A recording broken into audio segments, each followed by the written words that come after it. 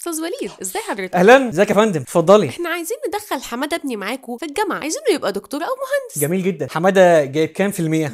جايب 50%. وناويين ان هو يكمل تعليم؟ ده خساره في التعليم يتعلمه. ولا حماده خد امك واطلعوا بره. استنى بس اما اقول لك. تدخلوا ايه كليه 50% دي؟ عادي اي كليه قمه، انتوا مش جامعه خاصه وبتقبلوا اي نسبه بفلوسنا. فلوسكو؟ احنا جامعه محترمه ولينا سمعتنا، ونقبل بس الطلبه المتفوقين. طب بص كده. اسف يا فندم، لا يمكن للفلوس في يوم من الايام دولارات وميات. مش تقول يا فندم حمودي ازيك؟ بس بسم الله ما شاء الله، ابن حضرتك في منتهى الشياكه والاناقه يا فندم. ايه ده بجد؟ لبسه مهندس، وقفته وقفه دكتور بشري، وريحته ريحه دكتور سنان. يا فندم ابن حضرتك احمد زويل الحاضر، مجدي يعقوب المستقبل. 3 في 3 في كام يا حماده؟ 6.